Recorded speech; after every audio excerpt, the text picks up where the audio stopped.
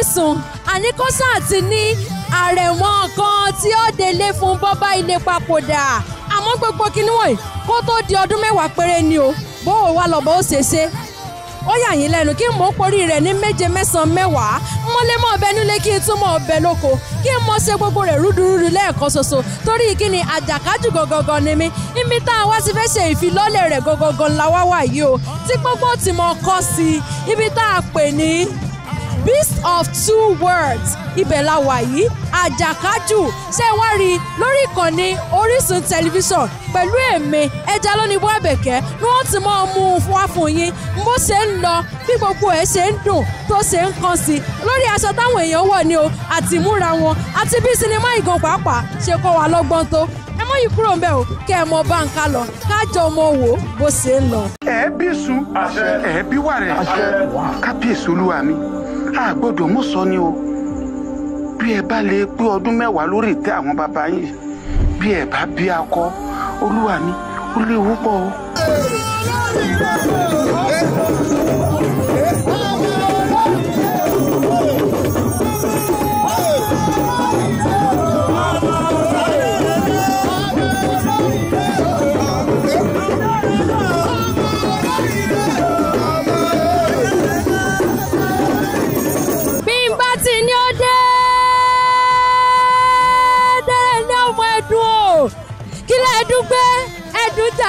ẹ̀dúgbowó ẹ̀dútalẹ̀ oya ẹjọ́ wálé ẹ̀rọ olúwa mi bóò ló ti ń lọ nírọ̀lẹ́ yìí gangan. ó ń lọ déédéé ẹ̀yin tèmi ṣé mo nǹkan tó ń ṣẹlẹ̀ báyìí Yorùbá yẹn ó gbọ́dọ̀ jiná lálẹ́ yìí Ẹniọlá Àjàó ti pè wá bọ́dẹ̀ ṣe pè wá báyìí a gbọ́dọ̀ jáde tó bá yẹ pé mo fẹ́ ṣe ìgbéyàwó mo dẹ̀ wà ní church kí n gbọ́ pé Ẹniọlá pè báyìí mo máa fi àìtẹ̀tí mọ̀ jẹ́ndà tá fẹ́ fẹ́ àfi wọ́n sílẹ̀ ní church a dẹ̀ máa jáde síbi pápápá Ẹniọlá Àjàó tó lẹ́nu Ẹniọlá Àjàó tó ṣọ̀ Ẹniọlá Àjàó tó gbọ́n pẹ̀. ìpín ẹni tó bá sọ àṣà nù ó sọ lẹ́nu àá máa sọ fún wọn náà ni pé àṣà wa ìṣe wa wọ́n gbé lárugẹ kọ́ má bàa sọ lẹ́nu káwọn gan má bàa sọ nù. Ẹniọlá ní royal best ẹrẹwà kọ́dẹ̀ rí yín kọ́ tún fẹ́ sá. kábíyèsí tó bá rí bẹ́ẹ̀ tọ́dún 10 pé tẹ́ ò bí akọ ẹ forí ìtẹ́lẹ̀ o ẹ lè fìlú yìí lẹ̀ pátápátá. ó ṣe wọ́n. ẹ wá rò pé kí a fi ọkàn sí láti rí nínú gbogbo nǹkan dáadáa tẹ́ ti rí nípa wa tẹ́lẹ̀ náà ni eléyìí máa tún ó máa làmì làkà ẹ máa really enjoy ẹ̀ gan seriously. the fact pé ó tẹ̀ jẹ́ film tó gbé àṣà wa lárugẹ is enough reason fún àwọn èèyàn láti lọ wò ó ti yé yín. àṣà wa làṣà wa ìṣe wa níṣe wa ṣé nǹkan tí mò ń sọ ti yé yín bá ṣe ń ṣe nílùú ibi ọmọ èèwọ̀ bòmí ni àbá àná ṣe ń sọ so àṣà mi làṣà mi èdè mi lèdè mi ọ̀rọ̀ mi lọ̀rọ̀ mi kò yẹ ká gbàgbé àṣà wa èmi ò gbàgbé àṣà mi o kò yẹ ká gbàgbé àṣà wa rárá. ẹ̀yin àwọn oúnjẹ àwọn obìnrin mi mẹ́tẹ̀ẹ̀ta ó ní wọ́n wà nínú oyún ẹ bá mi bí àwọn alálẹ̀ káwọn mẹ́tẹ̀ẹ̀ta ó bí ọkùnrin. fọ́n lẹ́ẹ̀kejì. Eré ìgbàjú ilé bọ́lẹ̀. Ìdọ́kùn ìyàwó ìgbìyànjú ẹ̀dá. Mo fẹ́ sùn. Ẹ jẹ́ ń bọ̀ sẹ́. Ẹ wá sí fọkàn yín balẹ̀. Kìlọ́bì. Òbí lóbi. Bá gbádùn rẹ̀ sá. bẹ́ẹ̀ ṣe wá jẹ́ continuity lórí fọ́nrán yìí so ní èèyàn kan pàtàkì tẹ́ rò wípé àbẹ́yàn ìṣeṣe yìí kódà ó wú mi lórí torí èèyàn báyìí mo lè sọ fún gbogbo ara ayé pé kán lọ wò ó.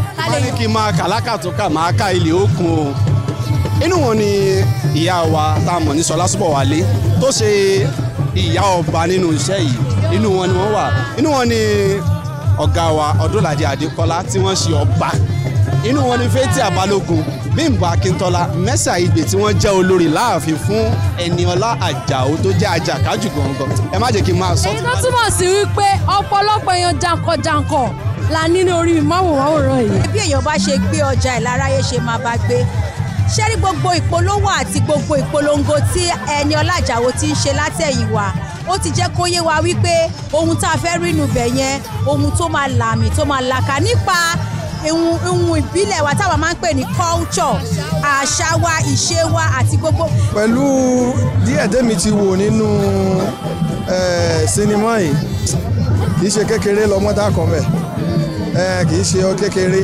àmọ́ ẹ má ti jẹ́ ń túlẹ̀ ẹ jẹ́ kí àwọn èèyàn lọ sílé sinimá kí wọ́n lọ wò ó kí wọ́n wá gbogbo ọgbọ́n tó bá mú jáde wọ́n jí bọ́ síta kí wọ́n jẹ́ àjọ sọ̀rọ̀. kábíyèsí. olùlọ́wọ̀ ọ̀wọ̀ lọ́nà olùlọ́wọ̀ ọ̀wọ̀ lọ́nà. iyọ̀ rí oúnjẹ rẹ̀ rí. adára lẹ́wà lórúkọ rẹ̀ olórí mi tuntun láàfin. ẹ máa kú kalẹ̀ òyìn ìyálé mi. eléyìí tó ń lọ akọni ń bẹ nù ẹ.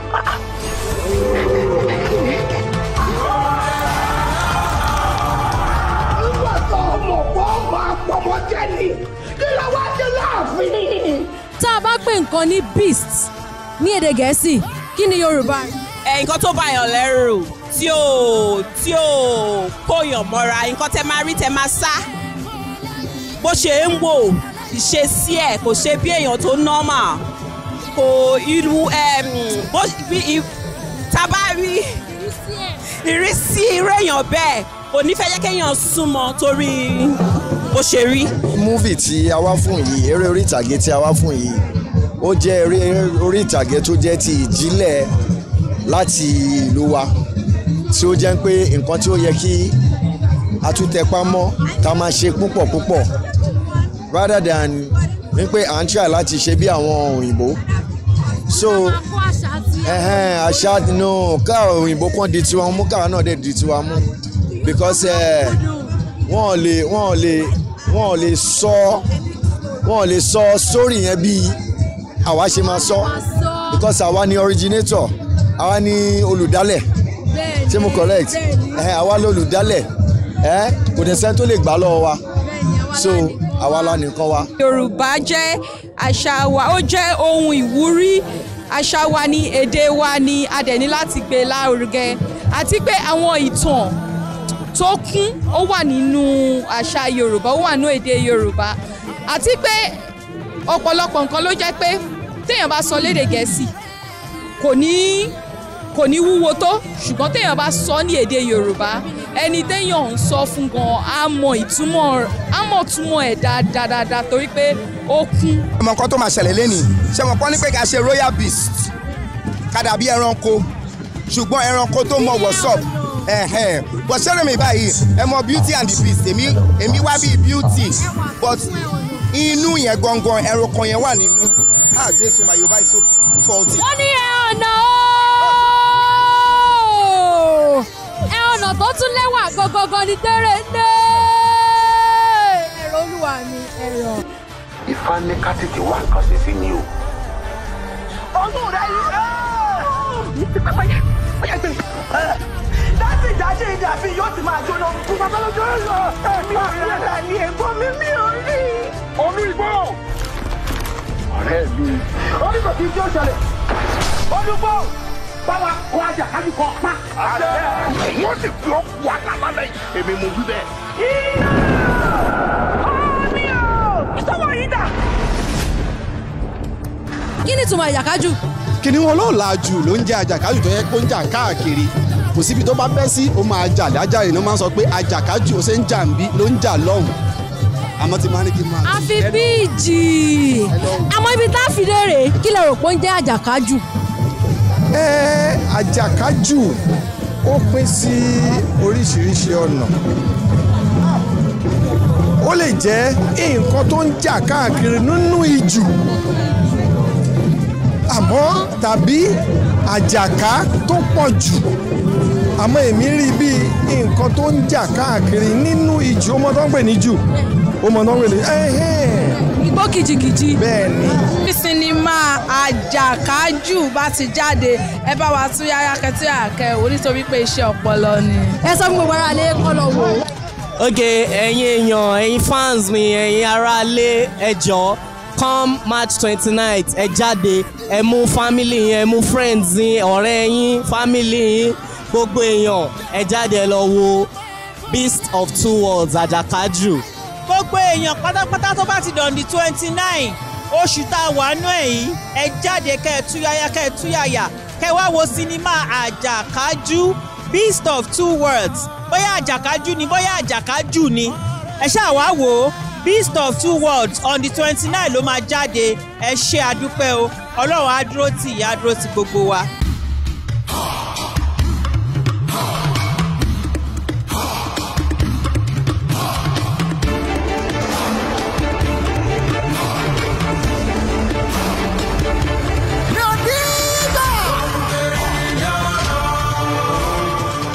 ti rẹ́rìn mo rẹ́fọ̀n àjànàkú gan tí mo ti rí gan ó kọjá mo rí nǹkan fìrí lórí kápẹ́ẹ̀tì pupa iná ni o níbi tá a ti ṣèfilọ́lẹ̀ fíìmù tó lámìlaka tí gbogbo aráyé ń fojú sọ́nà fún Beast of Two Worlds Ajakaju gbogbo yín ẹ ti rí gbogbo ohun tá a ti rí wọ́n gbọ́ ti kọ́ sí ọ̀pọ̀lọpọ̀ ti sọ ohun tí a fetí sílẹ̀ fún tá a fojú sílẹ̀ fún tá a sì tún gbọ́dọ̀ mọ retí pàápàá jùlọ bẹ́ẹ̀ a ṣe gbé àṣà Yorùbá lárugẹ tí a ṣe pọ́nlé lọ́pọ̀lọpọ̀ inú mi sì dùn pẹ̀lú àwọn bíi àwọn tí mo bá pàdé tí wọ́n tún fi àti ìmúra wọn o àti ìsọ̀rọ̀ sí wọn tí wọ́n fi pọ́n àṣà wa lé ṣé wá rí pé àṣà wa dára ohun tá a gbọ́dọ̀ mọ gbéga ní gbogbo ìgbà ni lórí ìkànnì tí ẹ gbọ́dọ̀ yí kúrò náà ni pẹ̀lú omidan yín ẹja lónìbù Àbẹ̀kẹ́ lórí ìkànnì Orísun tẹlifíṣàn látùjọ́ ọmọ fi ayọ̀ pàdé nítorí èmi lẹ́mọ̀ rí ẹ̀yin náà ni wọ́n mọ̀ bá ní gbogbo ọjọ́ Èdùmàrè kò ní kàtúrí gbogbo wa àṣẹ ìjọ. dandan dandan mo ní gbà.